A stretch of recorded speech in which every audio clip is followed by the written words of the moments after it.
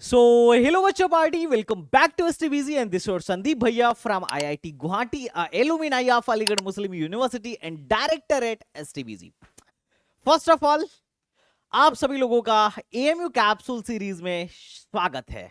जिन लोगों ने भी एएमयू कैप्सूल बुक खरीद लिया है उनके लिए एएमयू कैप्सूल कोर्स फ्री में है। जिन लोगों ने नहीं खरीदा है, आप यूट्यूब से हमारे वीडियोस देख सकते हैं। हमने नीचे फिजिक्स, केमिस्ट्री और मैथमेटिक्स की प्लेलिस्ट अपने डिस्क्रिप्शन बॉक्स में दे रखी है। जो चैप्टर आपको देखना हो आप वहां से बहुत सारे चैप्टर्स हमने डाल रखे हैं। लेकिन अगर आपको कंप्लीट चाहिए कि भैया कंप्लीट लेक्चर भी मिल जाए और एक किताब भी मिल जाए, तो आपको किताब खरीदनी पड़ेगी। अगर आप किताब खरीदते हो, एक किताब आप हमारे ऐप से या फिर हमारे आप वेबसाइट से खरीद सकते हो। और अगर आप ये बुक खरीदते हो, देखो मार्केट में बहुत सारी किताबें हैं। जो बुक मार्केट में जितने पैसे में मिल रही है, सेम उसी पैसे में, लगभग अप्रॉक्स उसी के कॉस्ट में हम आपको किताब दे रहे हैं। और किताब के साथ साथ देखो, बाहर से आप खरीदोगे कोई भी किताब तो सिर्फ किताब देके आपको छोड़ देंगे, पर हम आपको छोड़ने नहीं वाले हैं। हम आपको किताब के साथ साथ एक कोर्स भी फ्री देंगे जिसमें पिछले 14 साल के क्वेश्चंस का डिटेल वीडियो सॉल्यूशन होगा। चैप्टर वाइज हम यहां पर वेटेज एनालिसिस करेंगे, किस तरीके से एमयू फोड़ना है, प्रॉपर गाइडेंस वाली वीडियोस प्रोवाइड करेंगे, और साथ ही साथ 5 फुल मॉक टेस्ट आपको फ्री ऑफ कॉस्ट देने वाले हैं।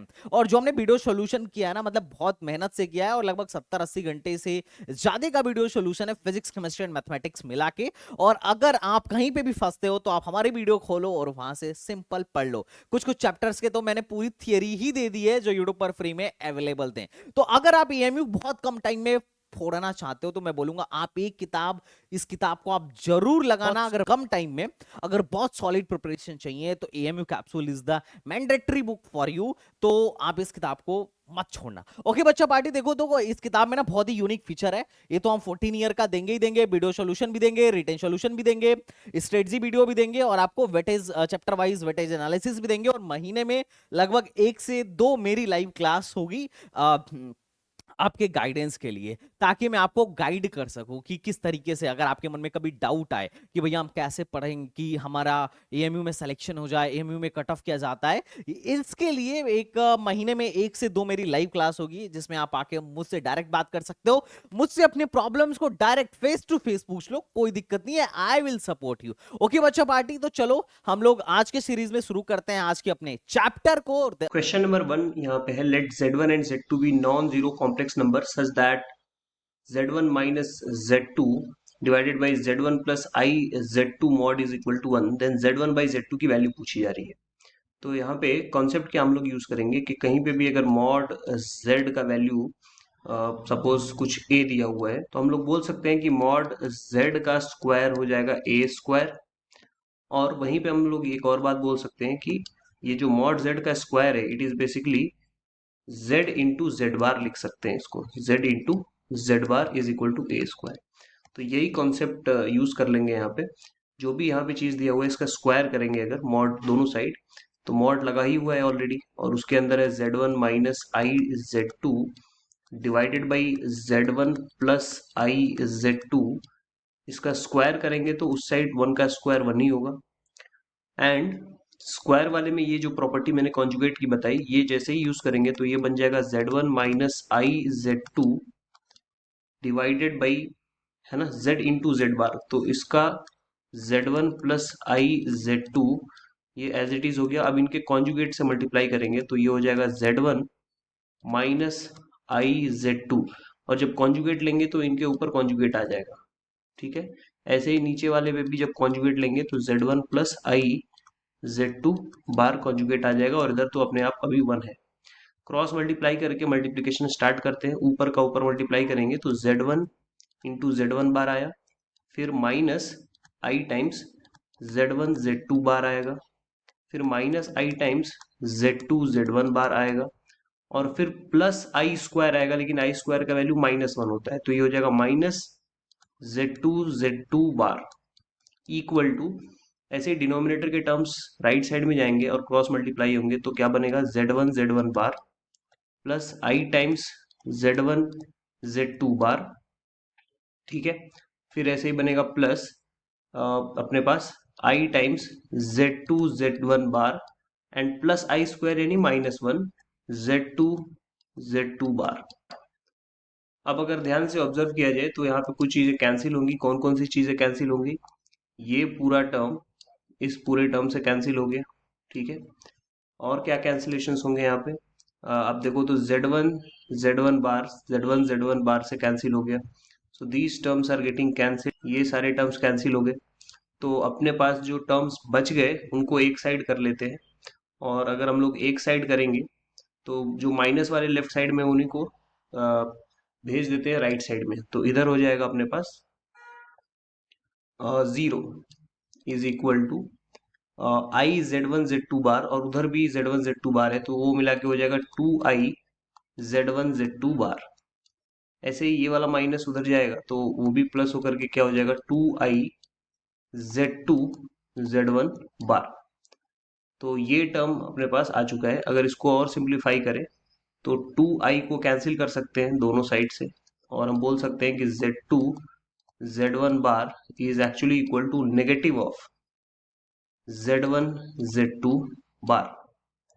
और फर्दर इसको क्या बोला जा सकता है, क्योंकि Z2 Z1 bar is equal to minus अपने पास आया है Z1 Z2 बार। एक बार और आप चाहो तो क्रॉस चेक कर लो, Z2 Z1 bar is equal to minus Z1 Z2 bar. ये चीज आप देख सकते हो यहाँ पे, ठीक है। तो अब फाइनल स्टेप आपका आ गया कि Z2/Z1 है ना, Z2/Z1 is equal to minus Z2 बार/Z1 बार। और आई कैन से Z2 बार/Z1 बार is equal to minus of Z2/Z1 bar का वैल्यू माइनस Z के इक्वल आ जाए। This implies that Z is purely imaginary number. तो यहाँ पे भी अपने को क्या पता चल गया, यही प्रॉपर्टी Z2/Z1 में लागू हो रही है। Z2/Z1 का कॉन्जुगेट लेने पे माइनस ऑफ Z2/Z1 ही आ रहा है। तो इसलिए क्या कंक्लूड किया जा सकता है that Z2/Z1 is purely imaginary. तो ये यहाँ पे पक्का हो गया। तो करेक्ट आंसर अगर आप ऑप्शंस में देखो तो purely imaginary, option number a is the right answer. Question number 2 है यहाँ पे, if omega is a complex cube root of unity then the value of sine omega to the power 2020 plus omega to the power 2021 times pi minus पाई/4। तो ये जो complex cube root of unity होता है इसकी property ये होती है कि omega cube is equal to होता है 1। न सिर्फ ओमेगा क्यूब बल्कि 3 का कोई भी मल्टीपल अगर पावर में हो तो उसका वैल्यू होता है 1। और साथ में एक और प्रॉपर्टी होता है कि 1 plus omega square equal to 0 आता है। तो देखते हैं यहाँ पे कुछ एप्लीकेबल है क्या ये प्रॉपर्टीज। अगर मैं बात करूँ 2020 की, तो अगर इसको थोड़ा सा स्प्लिट करके देखा जाए 20 यहाँ पे इसको लिख लिया जाए 2019 और एक ओमेगा को मैं अलग कर दूं, तो ये जो 2019 है इसको बड़े आसानी से 3 के मल्टीपल के फॉर्म में लिखा जा सकता है। कैसे? ये तो है ओमेगा क्यूब, और ओमेगा क्यूब के पावर में एक्चुअल में वहां पे क्या आएगा 673। आप चेक कर लो 673 आएगा, क्योंकि 3 से अगर 2019 को डिवाइड किया जाए तो यही नंबर आता है ना।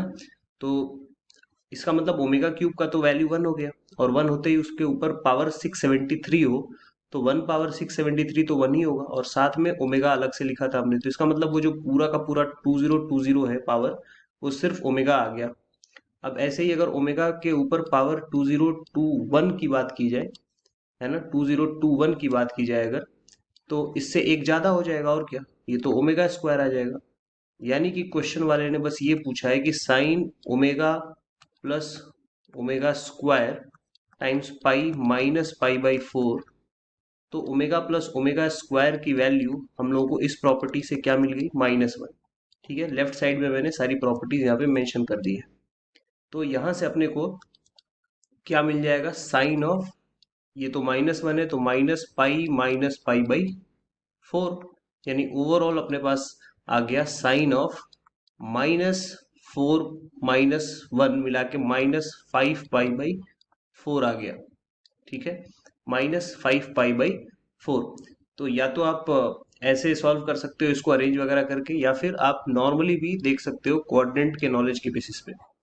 माइनस पाई का मतलब होता है, माइनस साइन कहीं पे भी मतलब होता है क्लॉकवाइज, एंटी क्लॉकवाइज हम लोग पॉजिटिव लेते हैं एक्स एक्सिस से।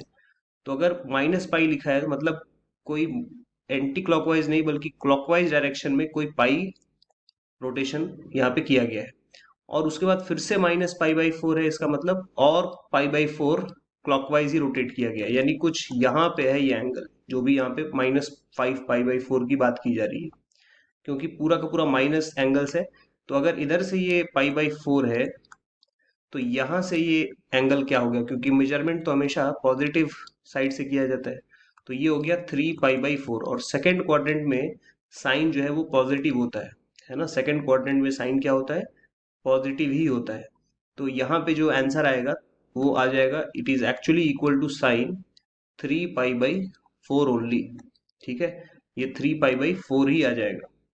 और 3 पाई बाई फोर का आंसर क्या होगा, साइन पाई बाई फोर के इक्वल ही हो जाता है, साइन पाई बाई फोर के इक्वल ही हो जाता है, क्योंकि पॉजिटिव आंसर है। तो ये हो गया 1/√2, option number A.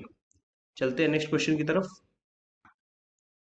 Question number 3 is, let z is a complex number which satisfy modulus of z plus 5 less than or equal to 4, and z1 plus I plus z bar 1 minus I is greater than or equal to -10 if the maximum value of z plus 1 whole square is a plus b root 2, then the value of a plus b is। तो यहाँ पे अपने को क्या करना है, सबसे z plus 5 less than और इक्वल टू 4 है।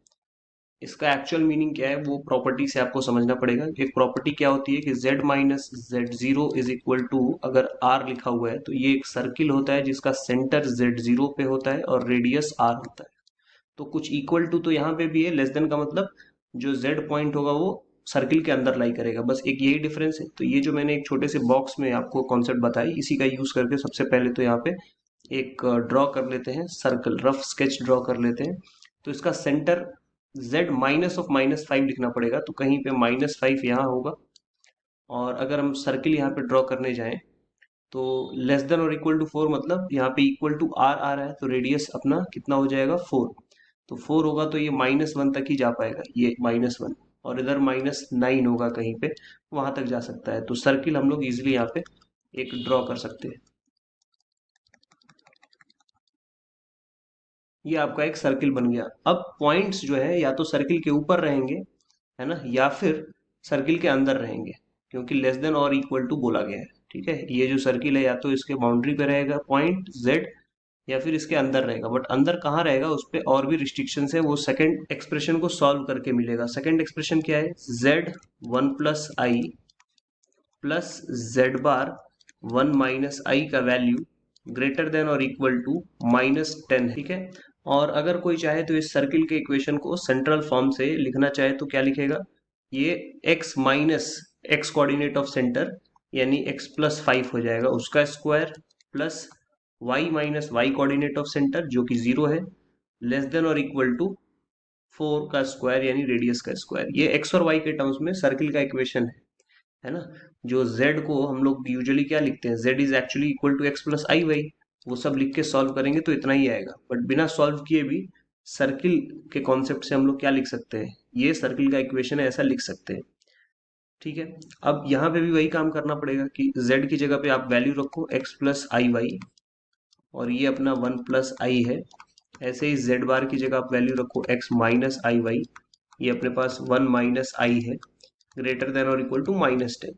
जरा मल्टीप्लाई करते हैं सभी को, तो ये हो जाएगा x plus i x plus i Y minus Y हो जाएगा, क्योंकि आई स्क्वायर -1 होता है। सिमिलरली यहाँ पे क्या बनेगा, x minus i x minus i Y, फिर प्लस आई स्क्वायर यानी कि -1 तो आएगा ही, ग्रेटर देन और इक्वल टू -10।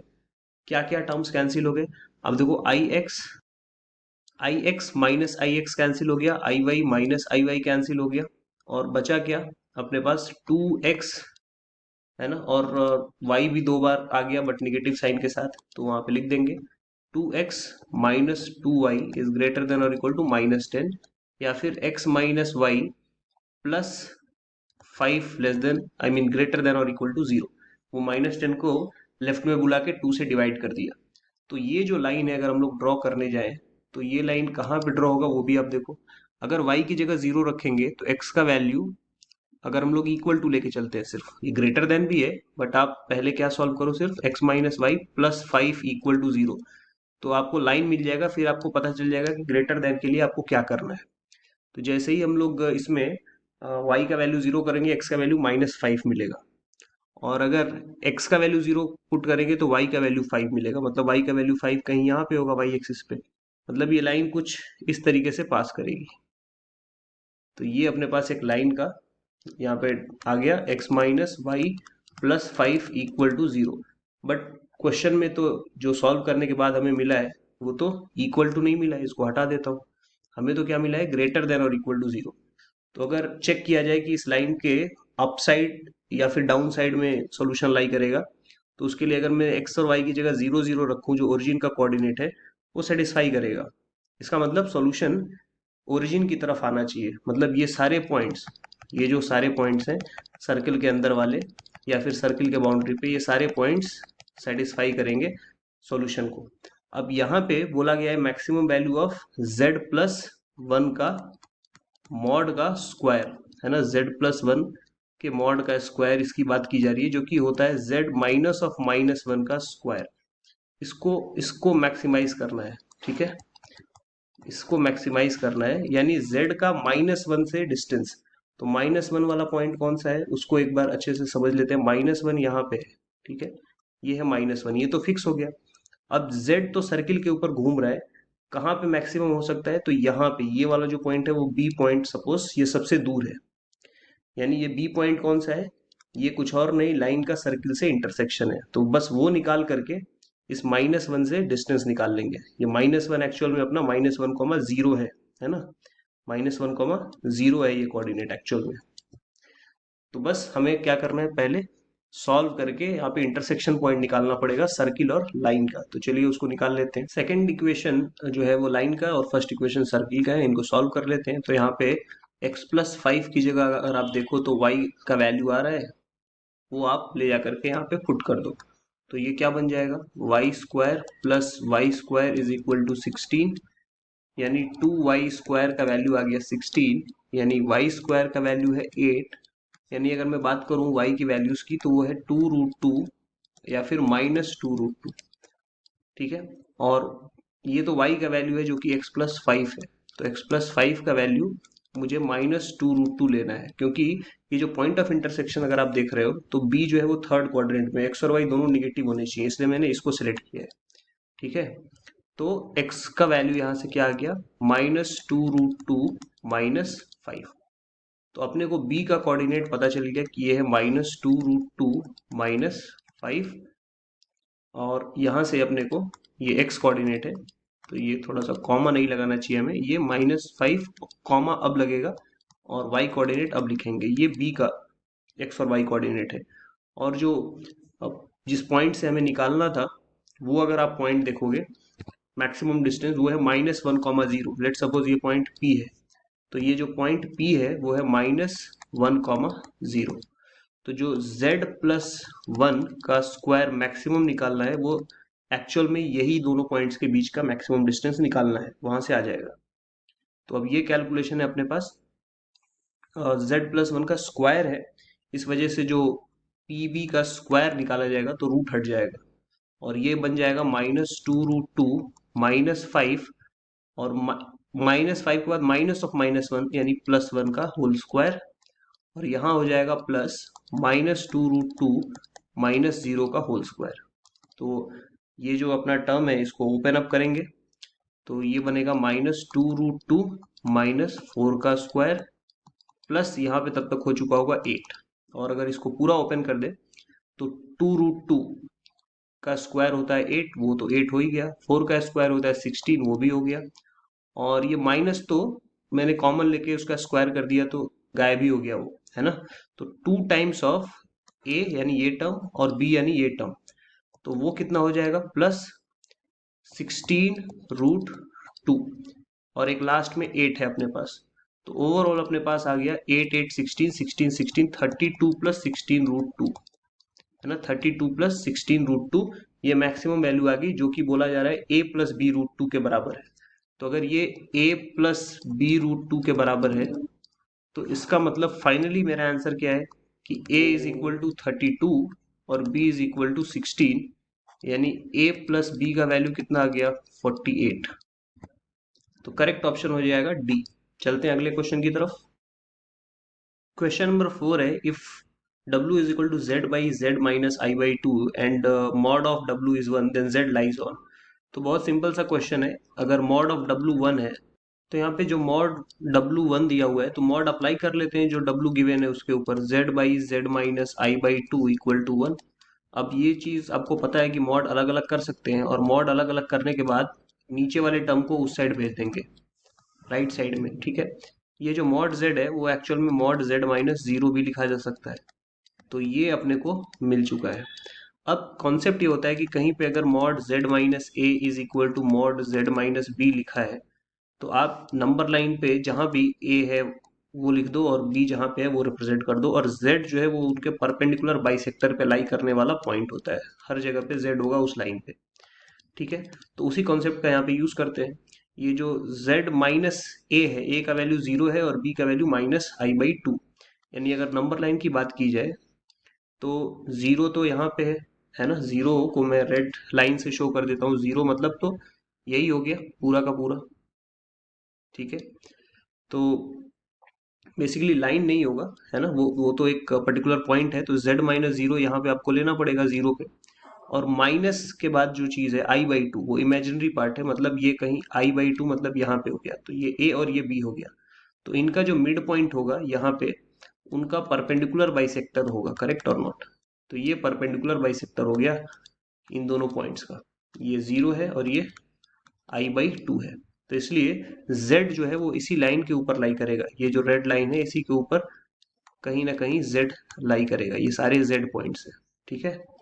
तो इसका आंसर हो गया option number B, straight line. चलते हैं नेक्स्ट क्वेश्चन की तरफ। क्वेश्चन नंबर 5 है, if imaginary part of 2z plus one by i z plus one is equal to 3 then locus of z is. तो यहाँ पे हम लोग को क्या करना है, z की जगह पे x प्लस आई वाई जो अपना स्टैंडर्ड फॉर्म होता है कॉम्प्लेक्स नंबर का रिप्रेजेंट करने का, वो यूज करके और आगे बढ़ जाएंगे और उसको सिंप्लीफाई करेंगे बस। तो सबसे पहले अंदर वाले टर्म की मैं बात करता हूँ। मैं लिखना चाहता हूँ 2z plus one by i z plus one. तो इसकी वैल्यू क्या आएगी एक बार चेक करते हैं। 2 times of x plus i y plus one divided by i times of x plus i y plus one. थोड़ा अच्छे से अगर लिखें रियल पार्ट को एक साथ तो 2x प्लस वन हो जाएगा और इमेजिनरी पार्ट हो जाएगा 2 टाइम्स ऑफ आई वाई, ठीक है।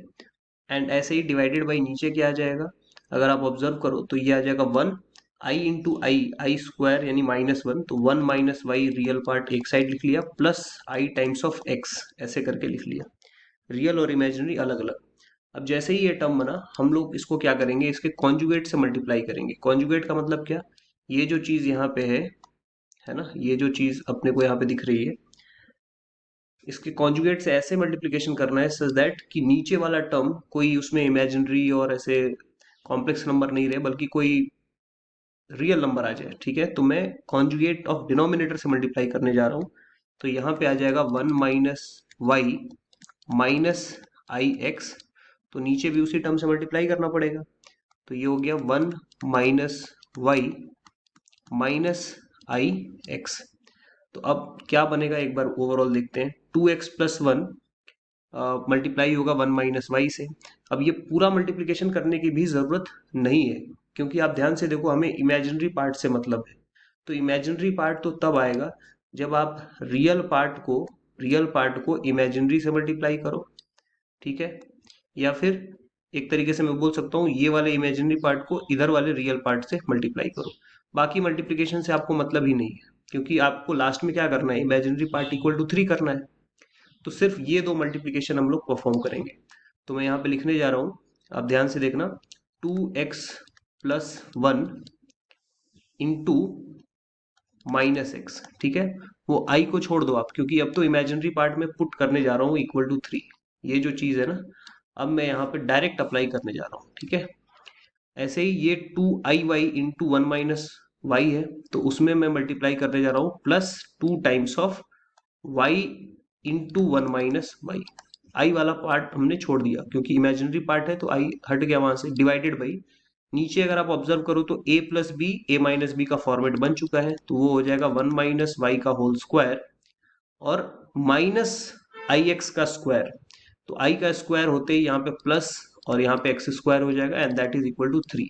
बस इसको सिंप्लीफाई कर लेते हैं। So this is minus 2x square minus x plus 2y minus 2y square is equal to 3y square. मैंने y स्क्वायर को ओपन भी कर दिया नीचे, माइनस 6y हो जाएगा, है ना, और ऐसे ही प्लस 3 हो जाएगा। और एक एक्स स्क्वायर है, उसमें भी 3 मल्टीप्लाई होगा तो वो 3x स्क्वायर हो जाएगा। मैंने एक्सपैंड भी कर दिया और मल्टीप्लाई भी कर दिया। अब सबको अगर एक साइड में लेके आ जाए टर्म्स को, तो क्या मिलता है वो देख लेते हैं। ये हो जाएगा माइनस 5x स्क्वायर, ये हो जाएगा माइनस 5y स्क्वायर। ठीक है, x का बस एक ही टर्म है माइनस एक्स, और y हो जाएगा अपना 8y, और ये हो जाएगा माइनस 3 इज इक्वल टू 0। यानी कि अगर मैं माइनस से मल्टीप्लाई कर दूं तो ये 5x square plus 5y square, है ना, plus x by 5 plus x by 5 नहीं, सिर्फ प्लस x होगा, है ना, 5 से डिवाइड तो नहीं किया अभी हमने, सिर्फ माइनस से मल्टीप्लाई कर रहे हैं, तो ये minus 8y and plus 3 equal to 0 आ गया। तो क्लियरली ये एक सर्किल का इक्वेशन है, क्योंकि सर्किल का इक्वेशन अपने को पता है कि किस फॉर्मेट में रहता है, उसमें कोई एक्स वाई का टर्म नहीं होता और एक्स स्क्वायर और वाई स्क्वायर के कोफिशिएंट्स सेम होते हैं। So this is the equation of circle. Question number 6 है, let A B C be 3 points represented by 3 complex number z1 z2 z3 in a complex plane. तो angle A B C बताना है amplitude के terms में। तो यहाँ पे मान लेते हैं कि अपने पास कुछ ट्रायंगल जैसा सिनेरियो है। लेट्स सपोज कुछ ये एक डायग्राम हो गया। अब इस ट्रायंगल के वर्टिसेस मान लेते हैं कि ए बी सी हो गए, तो ये हो गया z1, ये हो गया z2 और ये हो गया z3। तो ये वाला एंगल आपसे पूछा जा रहा है, एंगल ए बी सी। तो ये एंगल अगर अल्फा है सपोज, तो अल्फा लिखने का क्या टेक्निक है ना, angle A B C is equal to alpha. तो अल्फा लिखने का क्या टेक्निक होता है, आपको देखना होता है कि कौन से दो लाइंस को यहाँ पे टारगेट करना है। एक तो है बी सी वेक्टर, एक तरीके से लाइन बोलो या फिर आप वेक्टर बोलो, तो ऐसा बोल सकते हैं कि बी ए वेक्टर को एंटी क्लॉकवाइज रोटेट किया गया है तो बी सी वेक्टर जाके मिला है। तो एक तरीके से वेक्टर का नॉलेज आप थोड़ा सा इसको समझो। तो उसको कैसे लिखते हैं, एम्पलीट्यूड ऑफ, सीधे सीधे बी सी वेक्टर कब मिला होगा, z3 minus z2, head minus tell ऐसे करके। तो ये z3 माइनस z2 आ गया, डिवाइडेड बाई जो इनिशियल वेक्टर था आपका वो क्या है, initial vector head minus tell क्या है, वो z1 माइनस z2। तो ये बन गया आपका अल्फा का एक्सप्रेशन, जो कि एम्पलीट्यूड के फॉर्म में हमने एंगल एबीसी को निकाल लिया। क्वेश्चन नंबर 7 है, if z is a complex number of unit modulus and argument theta, then argument of 1 plus z by 1 plus z bar। तो z जो कॉम्प्लेक्स नंबर है, मान लेते हैं कि उसका आर्गुमेंट थीटा है जो कि दिया ही हुआ है यहाँ पे, और एक और चीज दिया है कि उसका यूनिट मॉडुलस है यानी 1 है। यानी स्क्वायरिंग भी कर दूं अगर दोनों साइड, मॉड z का स्क्वायर भी 1 ही होगा। और फॉर्मूला क्या होता है, z बार होता है मॉड z का स्क्वायर। तो वहां से एक और बात पता चल गई कि z बार को मैं 1 बाई z लिख सकता हूँ। अब आ जाते हैं क्वेश्चन पे, इस चीज को मैं कैसे एक्सप्रेस कर सकता हूँ कि ये argument of 1 plus z by 1 plus z bar की जगह 1 बाई जेड लिख दूंगा, तो ये बन जाएगा आर्गुमेंट ऑफ, एलसीएम लेने के बाद 1 plus Z divided by Z plus 1 by Z हो गया ये।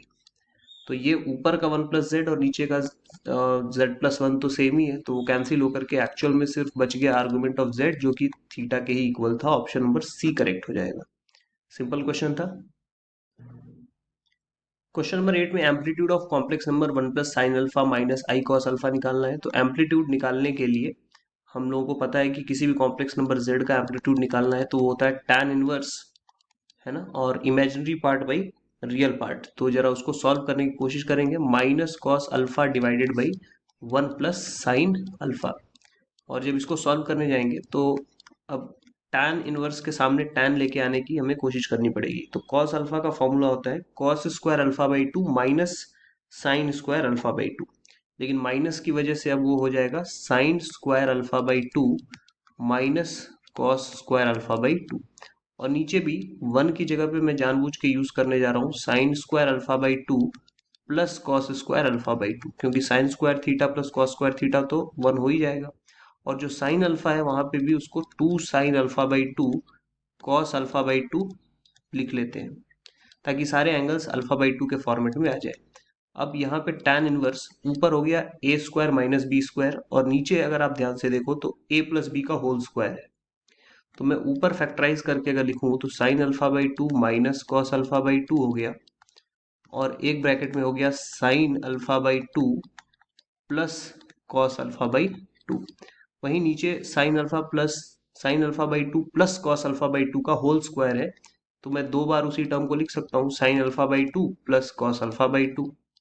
और जब दूसरी बार लिखूंगा तो वो अपने आप कैंसिल कर देगा ऊपर वाले टर्म को, करेक्ट। तो ये अपने पास थोड़ा सिंप्लीफाई होके आने वाला है। अब ये टर्म कैंसिल कर दिया हमने, तो जो बच गया उसमें अब tan क्रिएट करते हैं। tan कैसे क्रिएट होगा, आप ऊपर नीचे साइन अल्फा बाई टू के नीचे कॉस अल्फा बाई टू बनाने के लिए आप डिवाइड मारो कॉस अल्फा बाई टू से, न्यूमरेटर और डिनोमिनेटर दोनों में। तो ये बन जाएगा tan इनवर्स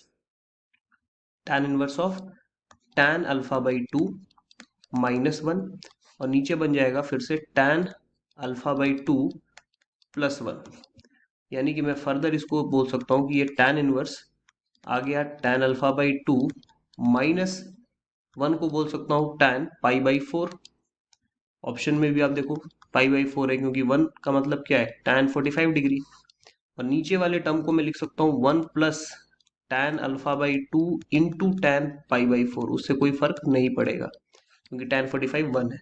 तो यानी ये tan a माइनस बी का फॉर्मूला बन गया।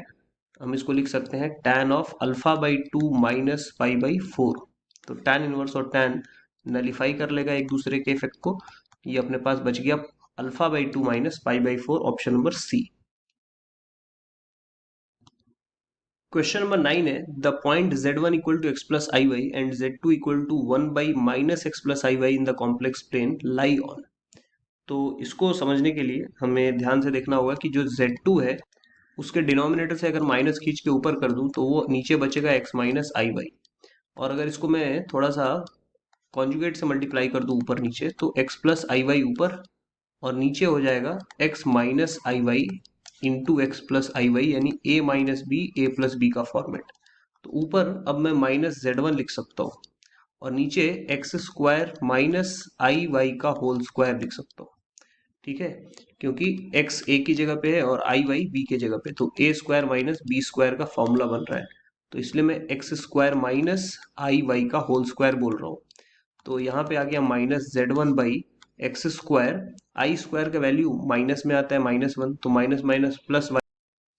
तो यानी जो z2 का वैल्यू है वो minus one by x square plus y square times z1 आ गया।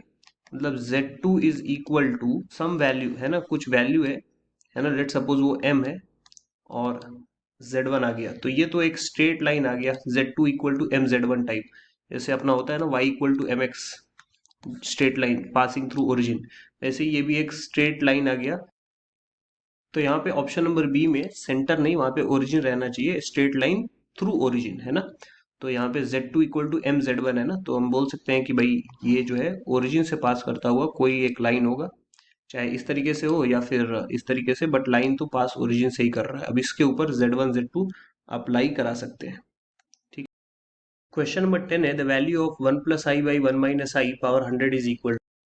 तो सबसे पहले यहाँ पे जो स्क्वायर ब्रैकेट के अंदर वाला टर्म है ना, आप उसको सिंप्लीफाई कर लो। One plus i by one minus i को आप उसके कॉन्जुगेट से, डिनोमिनेटर के कॉन्जुगेट से बेसिकली मल्टीप्लाई कर दो पहले। वन प्लस आई ऊपर हो जाएगा और नीचे भी वन प्लस आई हो जाएगा।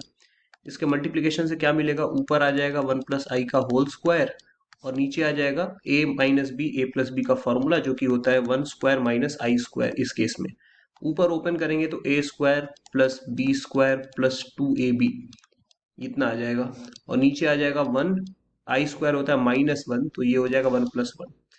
आई स्क्वायर माइनस वन होता है तो वन और माइनस वन कैंसिल, ऊपर टू आई और नीचे टू, यानी ये तो सिर्फ आई आ गया। यानी जो स्क्वायर टर्म है वो पूरा का पूरा, ये पूरा का पूरा टर्म एक्चुअल में आई पावर 100 दिया हुआ है, और 4 का कोई भी मल्टीपल हो आई के ऊपर वो 1 होता है। तो ऐसे मैं बोल सकता हूँ कि एक्चुअल में 1 के ऊपर पावर 25 है, तो answer is 1। Very simple, question number 10 का option A correct. Question number 11 है, the value of summation n is equal to 1 to 13 दिया है, i पे पावर n प्लस i पे पावर n प्लस 1। तो यहाँ पे हम लोग सबसे पहले क्या करेंगे, summation n is equal to 1 to 13 है और i पावर n कॉमन ले लेंगे।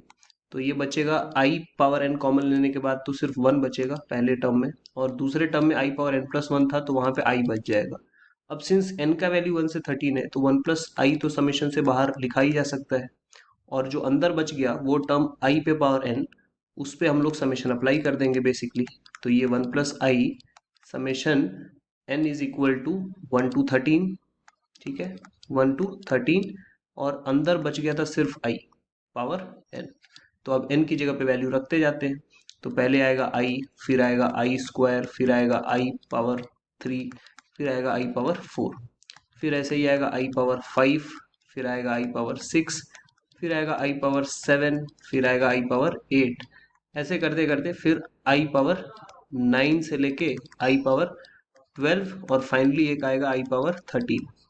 अब कोई भी चार कंसेक्यूटिव सम अगर आप i के ऊपर लेते हो ना तो वो जीरो होता है, तो यानी ये पोर्शन जीरो हो गया। फिर अगले चार कंसेक्यूटिव टर्म्स मिला के जीरो हो गए, ये प्रॉपर्टी है।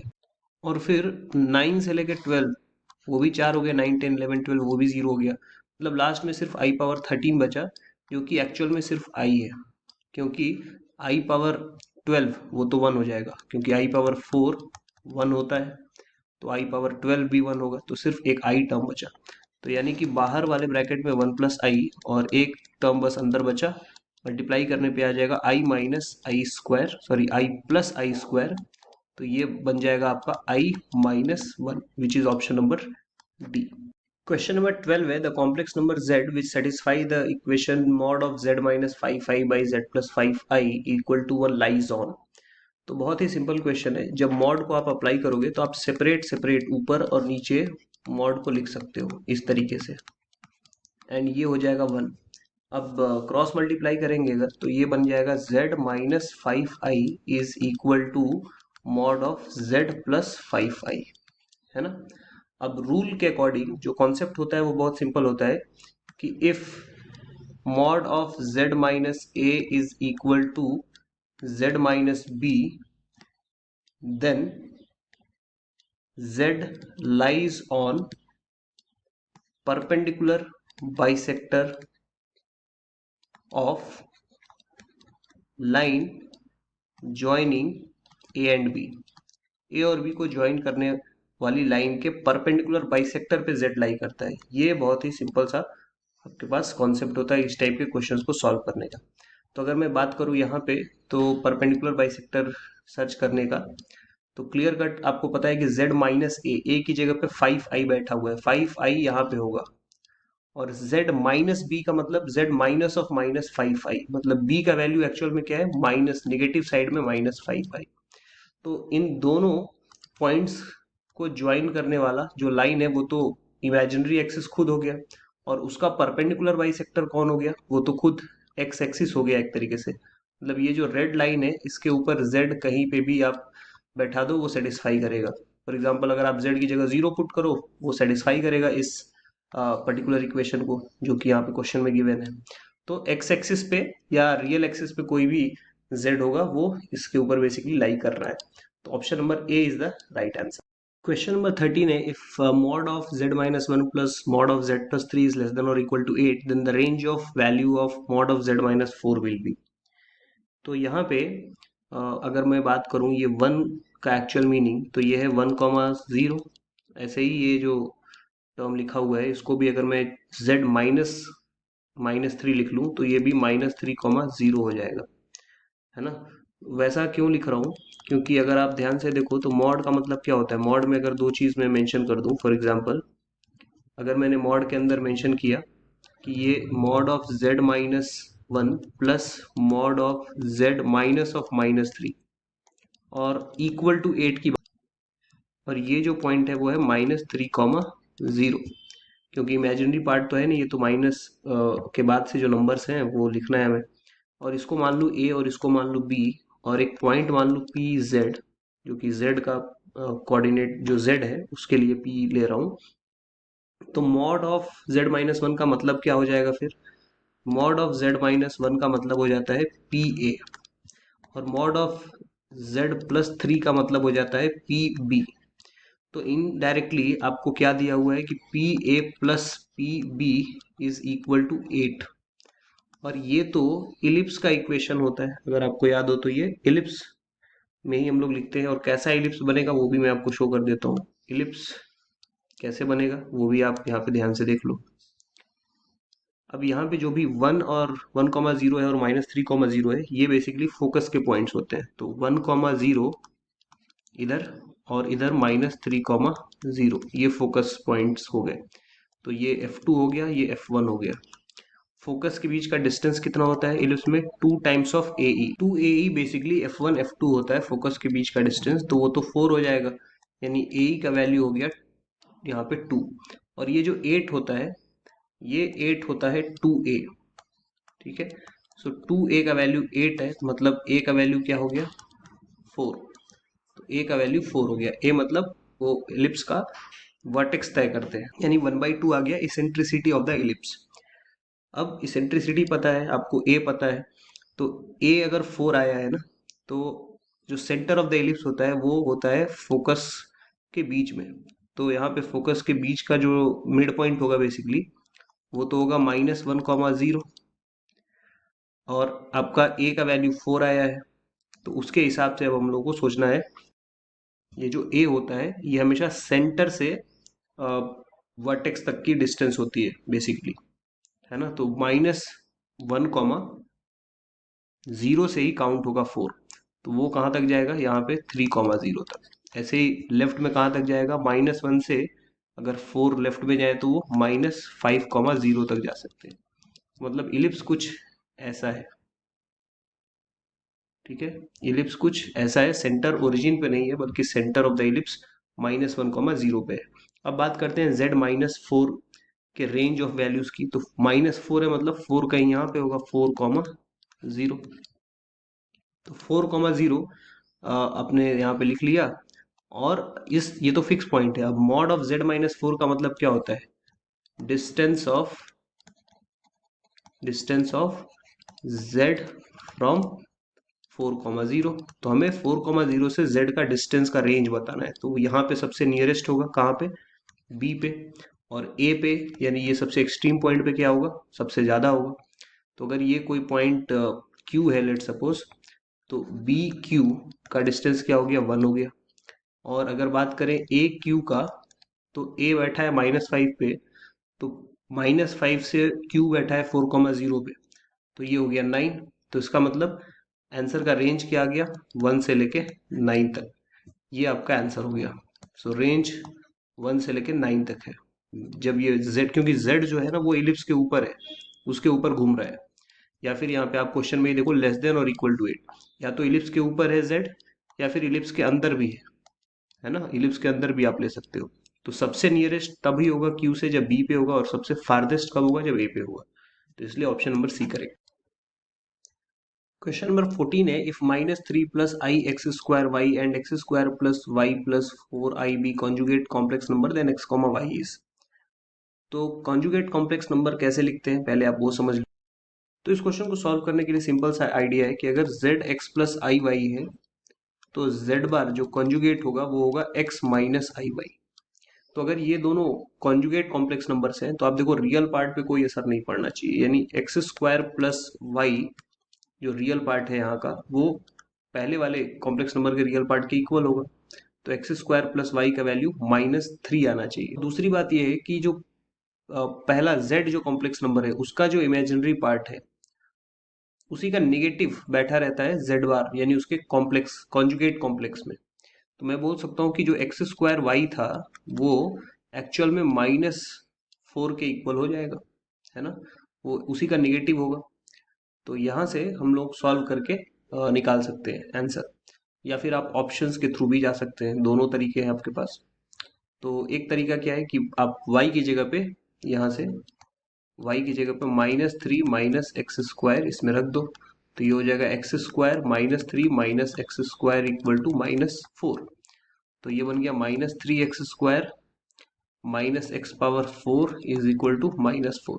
तो ओवरऑल बन गया x power 4 plus 3x² is equal to 4, या फिर मैं -4 इक्वल टू 0 कर सकता हूँ। तो यहाँ से अपने पास आंसर आ सकता है। जो दो आंसर्स आ सकते हैं 1 और -4, आप चेक कर सकते हैं। अगर मैं यहाँ पे फैक्टराइजेशन के थ्रू जाऊं तो एक्स पावर 4 यहाँ पे लिख सकता हूँ इसको +4x² and -x² -4 equal to 0।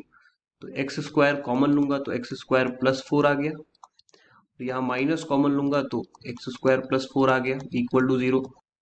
तो फर्दर अब मैं x² +4 कॉमन ले लूंगा तो मेरे पास बचेगा x² -1 इक्वल टू 0। अब x² इक्वल टू -4 तो नहीं बोल सकते क्योंकि x और y तो रियल होते हैं, बट x² इक्वल टू 1 आया तो x का वैल्यू एक आ गया 1, दूसरा आ गया -1। अब y का वैल्यू आप निकाल लो, y यहाँ पे ऑलरेडी -3 -x² था, तो y का वैल्यू क्या आ जाएगा अपने पास। देखो x² का वैल्यू तो 1 है, तो वहां पे 1 रखेंगे तो -3 -1 क्या हो जाएगा, -4 हो जाएगा। तो इसका मतलब दो पॉसिबल आंसर्स हैं यहाँ पे, एक है 1 -4 और दूसरा है -1 तो यहाँ पे एक ही करेक्ट ऑप्शन है, ऑप्शन नंबर ए, जहाँ पे 1 -4 अपने को दिख रहा है, तो ये राइट आंसर हो जाएगा। क्वेश्चन नंबर 15 है कि यहाँ पे एक z कॉम्प्लेक्स नंबर है और अपने को इक्वेशन दे रखा है यहाँ पे जिसका वैल्यू है 350। तो एरिया ऑफ रेक्टेंगल पूछ रहा है, जहाँ पे उस रेक्टेंगल के जो वर्टिसेस हैं वो इस इक्वेशन के रूट्स हैं बेसिकली। तो मैं z और z बार इसमें से अगर कॉमन ले लूँ तो मेरे पास बचेगा z² प्लस z बार का स्क्वायर इक्वल टू 350। अब अगर z x plus i Y होता है, कुछ रूल्स मैं यहाँ पे आपको बता दूं, तो z बार होता है x माइनस आई वाई, उसका कॉन्जुगेट।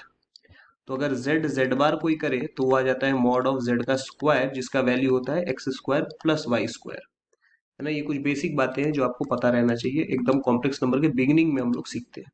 तो ये x² प्लस y² हो गया। अब बात है कि z² और z बार स्क्वायर ऐड करने पे कितना आएगा, तो वो भी देखना पड़ेगा। तो जरा यहाँ पे z² कर लेते हैं। z² का मतलब x², फिर आई वाई का स्क्वायर करेंगे तो -y² हो जाएगा, प्लस 2ixy हो गया।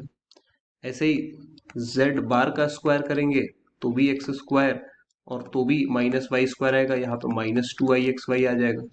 अब इन दोनों को अगर हम ऐड करें तो ये इक्वेशन अपने को क्या देगा, x² प्लस y² तो बाहर है z बार की जगह पे, और अंदर जो टर्म है उनको ऐड करने पे क्या मिला, ऐड करने पे ये 2ixy -2ixy कैंसिल हो जाएगा और अपने को मिलेगा 2x² -2y² इक्वल टू 350। यानी कि x² plus y² into x² minus y² equal to 175 हो गया। 2 कॉमन लेके मैंने उधर भेज दिया। 175 को लिखा जा सकता है 25 इंटू 7। अब यहाँ पे थोड़ा सा गेस वर्क चलेगा कि कौन से नंबर्स हैं जिनके स्क्वायरिंग वगैरह में ये 25 ऐड करने पे आ जाए और ऐसे सब्ट्रैक्ट करने पे 7 आ जाए। तो आप गौर से देखो, यहाँ पे 16 प्लस 9 25 आता है और ये 16 माइनस 9 7 आ जाएगा। ठीक है, तो ये 25 ऐसे दे सकता है और 16 माइनस 9 यहाँ पे 7 आ जाएगा। तो ये गेस वर्क है ना, आप इतने बड़े इक्वेशन को सॉल्व तो नहीं करोगे, तो गेस वर्क है। अब अगर यहाँ से आपको पता चल गया तो x का वैल्यू क्या आ जाएगा, x² is equal to 16, y² is equal to 9, which means x can be equal to, है ना, x का वैल्यू कितना आ गया, x का वैल्यू पॉसिबल क्या आ गया 4 या फिर -4, और y का वैल्यू क्या आ गया 3 या फिर -3। आप एक रेक्टेंगल ड्रॉ कर सकते हो। कैसे, बहुत ही सिंपल है। आपको यहाँ पे कुछ बातें पता चल चुकी है कि जो भी कोऑर्डिनेट x का वैल्यू 4 हो सकता है या फिर -4 हो सकता है, ऐसे ही y का वैल्यू 3 हो सकता है या फिर -3 हो सकता है। तो एक पॉइंट यहाँ पे आ गया, एक कोऑर्डिनेट यहाँ, एक कोऑर्डिनेट यहाँ, एक कोऑर्डिनेट यहाँ। तो आपका रेक्टेंगल बेसिकली ये है। तो इस रेक्टेंगल का एरिया निकालना आप कोई बड़ी बात नहीं है। जो लेंथ हो जाएगा इस रेक्टेंगल का, length will be equal to 8 and width will be equal to 6। तो area will be 8 into 6 which is equal to 48। तो एक बार ऑप्शन चेक करते हैं, 48 is the option number A. Question number 16 है, if omega equal to alpha plus i beta where beta is not equal to 0 and z is not equal to 1 satisfy the condition that omega minus omega bar z by 1 minus z is purely real then set of value of z is।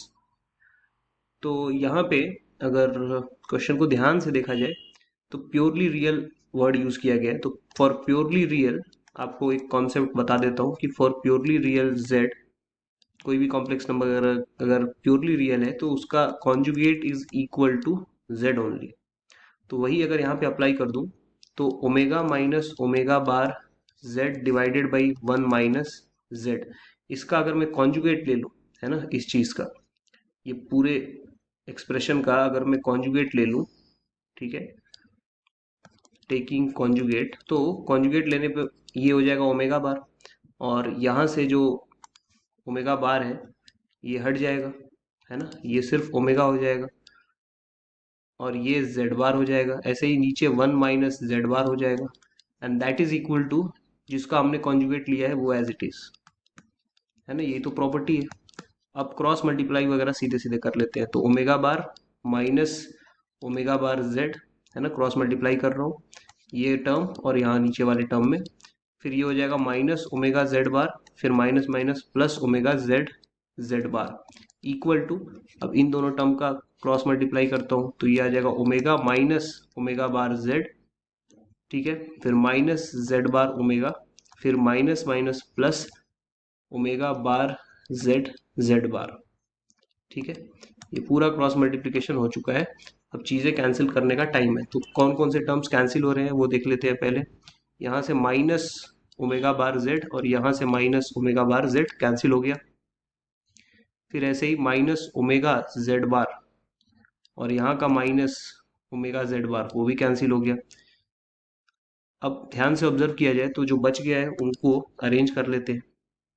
इधर लिख लेते हैं omega bar minus omega और उधर लिख लेते हैं omega बार, जो जेड जेड बार है वो है मॉड जेड का स्क्वायर, और ये जो टर्म है ये जो डॉटेड बॉक्स में उसको भी राइट में भेज रहा हूँ तो वो भी हो जाएगा माइनस ओमेगा मॉड जेड का स्क्वायर, यानी मॉड जेड का स्क्वायर अगर मैं ले लूँ कॉमन तो क्या बचेगा, ओमेगा बार माइनस ओमेगा। तो अब omega bar minus omega definitely beta equal to 0 नहीं है, तो उससे भी कुछ फर्क पड़ेगा, उसकी वजह से ये आप कैंसिल कर सकते हो, है ना, ओमेगा बार माइनस ओमेगा और ये कैंसिल हो जाएंगे क्योंकि बीटा नॉट इक्वल टू 0 दिया है ना। उसका रेलेवेंस क्या है, क्यों दिया है, वो भी मैं आपको इधर साइड में समझा देता हूँ। अगर omega alpha plus i beta है तो ओमेगा बार क्या हो जाएगा, अल्फा माइनस आई बीटा, और अगर ओमेगा बार माइनस ओमेगा लिखूं तो माइनस 2 आई बीटा होगा और ये नॉट इक्वल टू 0 होगा, और नॉट इक्वल टू 0 है तो आप ये कैंसिल कर सकते हो। कौन सी चीज कैंसिल कर सकते हो, ये इस चीज की बात कर रहा हूँ क्योंकि ये नॉन जीरो है, तो जो भी नंबर होगा जो भी एक्सप्रेशन होगा आप कैंसिल कर सकते हो। तो बचा क्या, मॉड जेड का स्क्वायर बचा, this implies 1 is equal to mod z का स्क्वायर। तो यहाँ से मैं क्या बोल सकता हूँ कि mod z is equal to 1। तो एक चीज आया अपने पास कि mod z is equal to 1, लेकिन z 1 के इक्वल नहीं हो सकता क्योंकि ये 1 माइनस जेड लिखा हुआ है एक्सप्रेशन में। तो यहीं पे हमें समझ जाना है कि z not equal to 1, mod z भले ही 1 है बट z इक्वल टू 1 नहीं होना चाहिए, ऑप्शन डी करेक्ट हो जाएगा। क्वेश्चन नंबर 17 है, the smallest positive integer for which 1 plus i by 1 minus i power n is equal to 1 is. तो यहाँ पे सबसे पहले आप अंदर वाले टर्म को सॉल्व कर लो। अगर 1 plus i by 1 minus i को हम लोग लिख सकते हैं 1 plus i by 1 minus I into 1 plus i divided by 1 plus I, conjugate of denominator से बेसिकली मैंने मल्टीप्लाई कर दिया। तो ऊपर आ जाएगा 1 प्लस आई का होल स्क्वायर और नीचे आ जाएगा ए स्क्वायर माइनस बी स्क्वायर। तो अब 1 प्लस आई का होल स्क्वायर हो जाएगा 1 का स्क्वायर प्लस आई का square plus 2 times of i, और नीचे 1 और आई स्क्वायर माइनस 1 होता है तो 1 प्लस 1 हो जाएगा। अब आई स्क्वायर और 1 स्क्वायर कैंसिल हो जाएगा क्योंकि आई स्क्वायर माइनस 1 होता है, 1 स्क्वायर 1 होगा, तो ऊपर 2 आई बचा नीचे 2 बचा, तो ये तो आई आ गया। तो ओवरऑल मैं बोल सकता हूँ कि जो गिवन चीज है वो i power n is equal to 1 है। तो smallest n is equal to 4 हो जाएगा, है ना। पहली बार 4 पे 1 होता है, उसके बाद तो कोई भी 4 का मल्टीपल हो, आई पावर 8 आई पावर 12 सब 1 होता है। तो करेक्ट आंसर हो गया ए। Question number 18, if z1, z2, z3 are complex numbers such that mod z1 equal to mod z2 equal to mod z3, that is equal to 1 by z1 plus 1 by z2 plus 1 by z3 का mod, and that is equal to 1, then what is the value of mod of z1 plus z2 plus z3? तो यहाँ पे जो mod z1 1 है तो उसको मैं mod z1 का स्क्वायर भी 1 बोल सकता हूँ, ऐसे ही mod z2 का स्क्वायर, ऐसे ही mod z3 का स्क्वायर, ये भी 1 हो जाएगा क्योंकि 1 का स्क्वायर तो 1 ही होगा। अब प्रॉपर्टी क्या यूज करेंगे कि mod z की वैल्यू क्या होती है, mod z is actually equal to z bar. ऐसे ही यहाँ पे भी लिख सकते हैं z1 बार, ऐसे ही यहाँ लिख सकते हैं z2 बार, ऐसे ही यहाँ पे z3 bar, and that is equal to 1। अब यहाँ से इंफॉर्मेशन हम क्या यूज कर लेंगे कि अगर z1 बार इक्वल टू 1 है तो z1 बार की वैल्यू क्या हो जाएगी 1 बाई z1, ऐसे ही z2 बार की वैल्यू क्या हो जाएगी 1 बाई z2, और z3 बार की वैल्यू क्या हो जाएगी 1 बाई z3। तो वो सब यहाँ पे अगर हम लोग यूज कर लें तो ये क्या बन गया z1 bar plus z2 bar plus z3 bar, and that is equal to 1। अगर तीनों पे बार लगा हुआ है तो मैं एक साथ बोल सकता हूँ कि z1 plus z2 plus z3, इसका कॉन्जुगेट लेकर के और फिर मॉड लेंगे तो भी 1 आएगा, करेक्ट। अब एक और प्रॉपर्टी हम लोग को पता ही है कि मॉड आप बिना कॉन्जुगेट के ले लो या फिर कॉन्जुगेट लेके, बात एक ही है, right. Using mod of z equal to mod of z1 same ही होता है। हम क्या बोल सकते हैं that this is also equal to z1 plus z2 plus z3 का मॉड, एंड दैट इज 1। तो ऑप्शन करेक्ट जो है इस क्वेश्चन का वो है बी। क्वेश्चन नंबर 19 है, if z minus z bar plus z bar is equal to 2 then z lies on. तो z का जो वैल्यू होता है वो यूज कर लेंगे, z is equal to x plus i y, जो स्टैंडर्ड फॉर्म। तो z बार की वैल्यू हो जाएगी x माइनस आई वाई, और अगर हम लोग इसमें सब्सटीट्यूट करें z माइनस z बार की वैल्यू निकाल के तो ये हो जाएगा 2i/, और z प्लस z बार की वैल्यू अगर देखी जाए वो हो जाएगा 2x। तो जो क्वेश्चन है वो क्या हो जाएगा अपना, what is mod of z minus z bar plus z plus z bar, that is actually equal to 2i/y का मॉड प्लस 2x का mod, and that is equal to. तो अब यहाँ के बाद अगर x और y पॉजिटिव है बेसिकली तो आप मॉड हटा भी सकते हो और सिंपली क्या बोल सकते हो 2y plus 2x equal to 2, यानी y plus x equal to 1। और ये क्या है, एक स्ट्रेट लाइन है, this is a straight line. तो ऑप्शन नंबर डी करेक्ट हो जाएगा। क्वेश्चन नंबर 20 है, z r is equal to cos pi by 2r plus i sine pi by 2r। तो z0 z1 z2 ऐसे infinity तक multiply करने पे क्या होगा। तो सबसे पहले तो यहाँ पे आप एक कॉम्प्लेक्स नंबर को लिखने का तरीका समझ लें कि z कॉम्प्लेक्स नंबर है अगर cos theta plus i sine theta, तो आइलर्स फॉर्म में इसको क्या लिखते हैं हम लोग e पावर आई थीटा।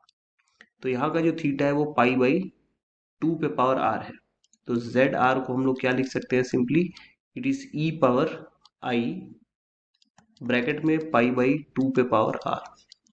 अब अगर मल्टीप्लिकेशन करने के लिए ये z0 z1 z2 ये सब लिखने जाएं तो उसके हिसाब से वैल्यू क्या बननी शुरू हो जाएगी वो देख लेते हैं हम लोग। पहले बनेगा e power I pi by 2 power 0, फिर बनेगा e power I pi by 2 power 1, फिर बनेगा e power I pi by 2 power 2, and so on, ये इन्फिनिटी तक चलता जाएगा। इसका मतलब e के ऊपर आई आप कॉमन ले सकते हो, पाई भी आप कॉमन ले सकते हो, जो बाकी बच गया वो एक जीपी फॉर्म हो गया 2 power 0 plus 1 by 2 power 1 plus 1 by 2 power 2, ऐसे करते करते इनफाइनाइट तक। अब जीपी का फॉर्मूला क्या होता है, S infinity is equal to a by 1 minus r, common ratio. तो ये फॉर्मूला यूज करेंगे, तो उसके मदद से अगर आप देखो तो ये बन जाएगा ई के ऊपर आई पाई और ए मतलब फर्स्ट टर्म, तो 1 बाई 2 पावर 0 तो 1 हो गया, तो फर्स्ट टर्म 1 हो गया। 1 माइनस जो आर है वो है 1 बाई 2, तो ये 1 बाई 2 हो गया। तो 1 डिवाइडेड बाई हाफ है ना, 1 माइनस हाफ इज हाफ, वो हाफ का जो 2 होगा वो ऊपर चला जाएगा, तो ये बन गया e के ऊपर आई 2 पाई, और e के ऊपर जैसे ही ये बन गया अपने पास, this is cos of 2 pi plus i sine 2। अब साइन 2 पाई 0, कॉस 2 पाई 1, तो ये हो गया 1 plus i times of 0 which is 1। तो करेक्ट आंसर हो गया option number A. Question number 21 है 1 plus i by 1 minus i power n is real for.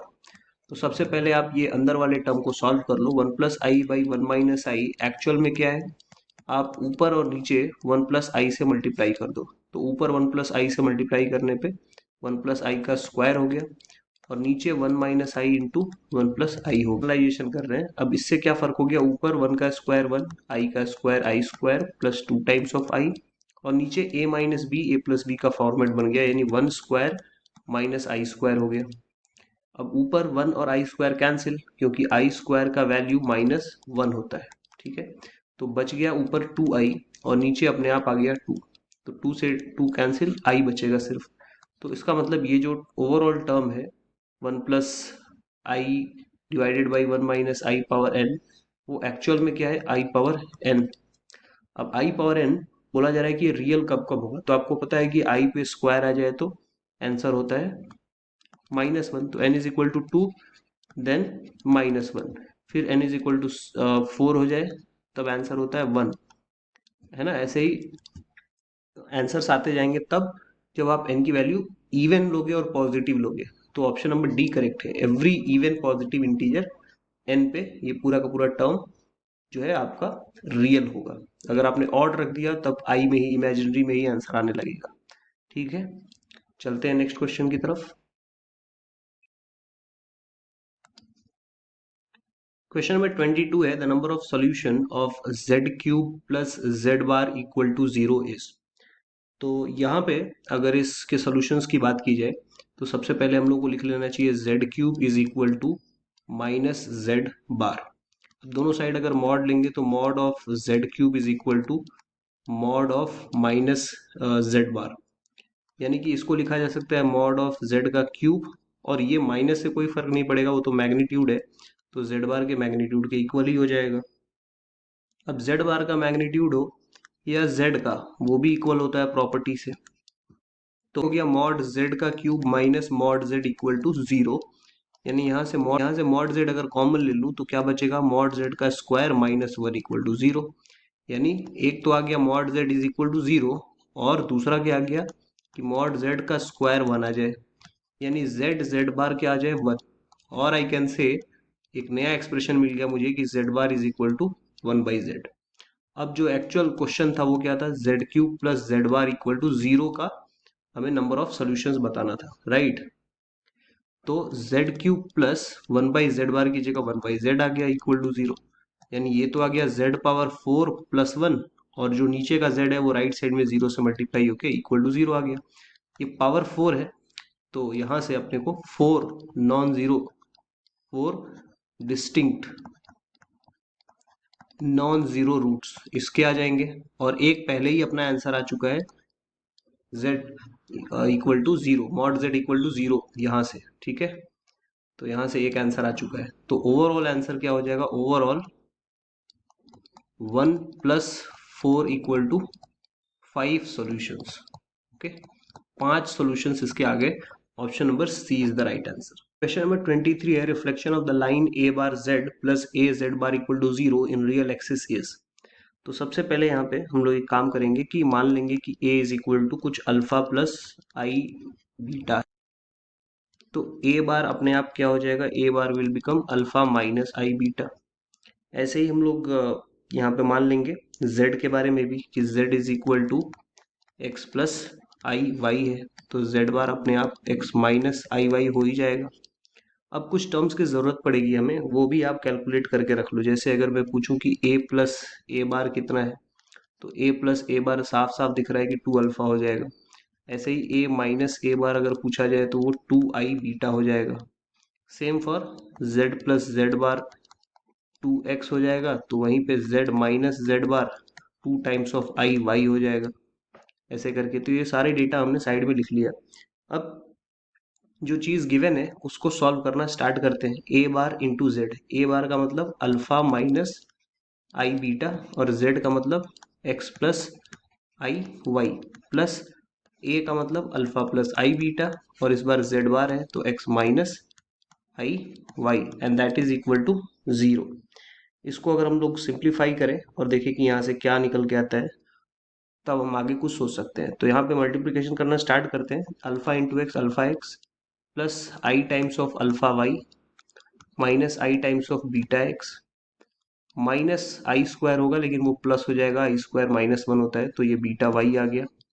फिर यहाँ पे भी अल्फा एक्स, फिर माइनस आई अल्फा वाई, फिर यहाँ पे प्लस आई बीटा एक्स और फिर से यहाँ पे प्लस आ जाएगा beta y and that is equal to 0। अब कुछ टर्म्स यहाँ पे सीधे सीधे कैंसिल हो रहे हैं, कौन कौन से, तो आप ध्यान से देख लो, ये i alpha y and minus i alpha y. ऐसे ही यहाँ पे माइनस आई बीटा एक्स और यहाँ पे i beta x, they are going to get cancel. Alpha x दो बार है, ऐसे ही बीटा वाई भी दो बार है तो टू कॉमन लेके राइट साइड भेज देंगे तो 0/2 हो जाएगा। तो ओवरऑल अपने पास सिर्फ ये बचेगा alpha x plus beta y equal to 0। यानी मैं बोल सकता हूँ कि y इज इक्वल टू क्या आ गया अपने पास, यहाँ पे अपने पास आ गया minus alpha by beta times of x. तो जो ओवरऑल चीज दिया हुआ था वो एक स्ट्रेट लाइन ऐसे करके दिया हुआ है। अब कॉन्सेप्ट क्या होता है कि इसका रिफ्लेक्शन हमें फाइंड करना है। In reality reflection of this in x axis, और वो रिफ्लेक्शन बहुत ही आसान होता है, आप सिर्फ वो माइनस हटा दो, है ना। y equal to minus alpha by beta x का रिफ्लेक्शन होता है y equal to alpha by beta x, है ना। y इक्वल टू जो भी इक्वेशन आया था हमारे पास उसमें से बस माइनस हटा देंगे तो रिफ्लेक्शन किस में आ जाएगा, एक्स एक्सिस में। ऐसा क्यों हो रहा है, फॉर एग्जाम्पल अगर मैं बोलूँ कि y is equal to 2x है, सपोज ये एक लाइन है y इक्वल टू 2x और इसका x एक्सिस ये है, तो इसका रिफ्लेक्शन इसमें कैसा होगा, इसका रिफ्लेक्शन कुछ ऐसा हो जाएगा। तो डेफिनेटली ये y equal to minus 2x हो जाएगा, बस इतनी सी बात है। तो उस वजह से मैंने यहाँ पे जो भी कॉन्सेप्ट लिखा है उसमें माइनस हटा करके बस रिफ्लेक्शन लिख दिया, बट आंसर तो अपना इस फॉर्म में है ही नहीं। आंसर को अगेन आपको किस फॉर्म में कन्वर्ट करना पड़ेगा, जिस फॉर्म में क्वेश्चन था। तो यहाँ से हम लोग इसको क्या लिख सकते हैं, alpha x minus beta y equal to 0, और इसमें अल्फा और बीटा की वैल्यूज अब हमें पुट करनी पड़ेंगी, एक्स और वाई की वैल्यूज पुट करनी पड़ेंगी।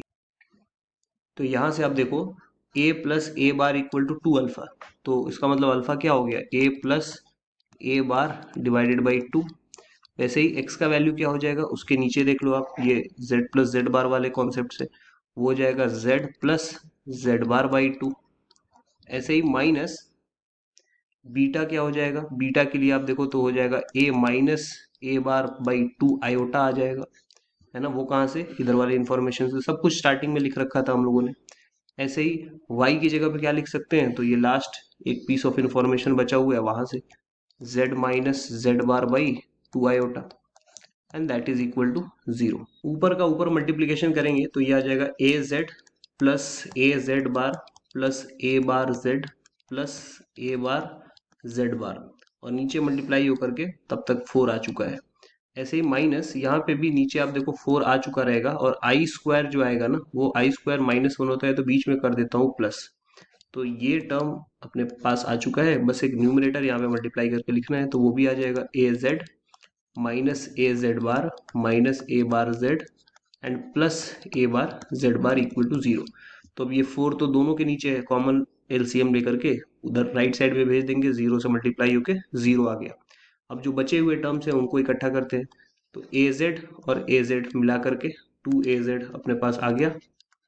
वैसे ही ये टर्म माइनस बी में भी है और प्लस में भी है, तो ये कैंसिल आउट हो जाएगा। ऐसे ही ए बार जेड और ए बार जेड का भी वही हाल है, तो 2az प्लस यहाँ पे 2a bar z bar equal to 0 आ गया, यानी az plus a bar z bar equal to कितना आ गया, 0। तो ये अब ऑप्शन में देखते हैं कौन सा ऑप्शन करेक्ट है, यहाँ से az plus a bar z bar, option number B.